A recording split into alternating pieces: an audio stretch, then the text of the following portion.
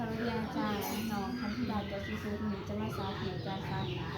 ารสีกระโถนขึ้นเจก่อนอื่นเราจะมาเสร็จแล้วว่าเพื่อนเจี๊ยบคือตัวนี้อายุ18 ปีบ้านหอยข้ามนครปักเซ่เว้นจำปาซักเพื่อนเจี๊ยบมีอาการไข้โตหอนมันจะให้ไปล้างมือกันต่อ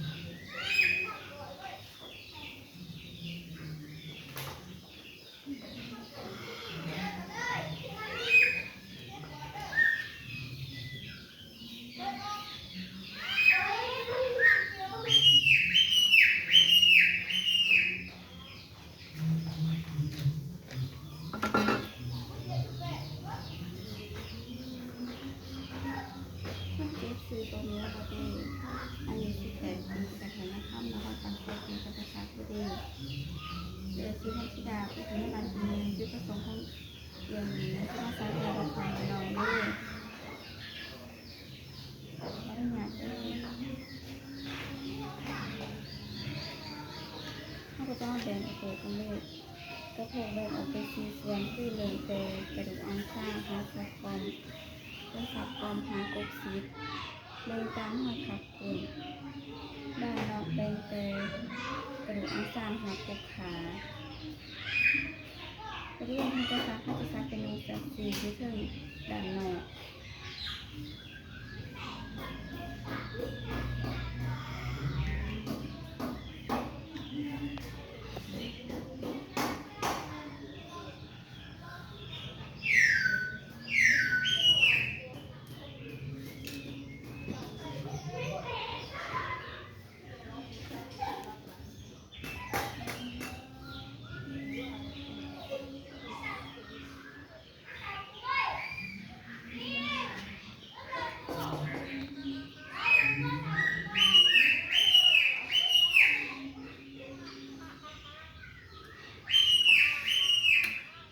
นอกจากเรื่องซักแล้วเขาจะแนะนำแล้วก็เจ็บปวดคมด้วยวันเดือนพอจะเหตุให้บริเวณที่ซักนั้นอักเสบไป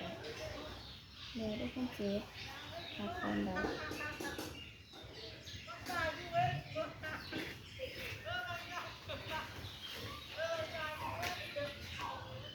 มันจะเป็นเนื้อเคียง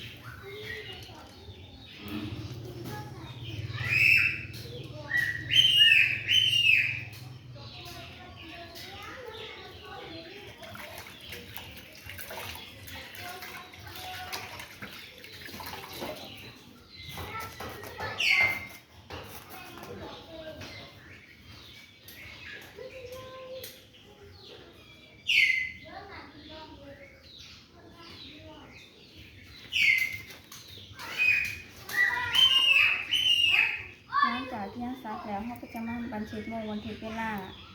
บันทึกสื่อพยาบาลที่มาซักตอนนั้นเขาก็จะประเมินอาการของคนเจ็บเป็นเวลา15 นาทีการสาธิตการซักยาเขาการสีกระโปงก็ไม่เป็นไรเขาก็จะอาจารย์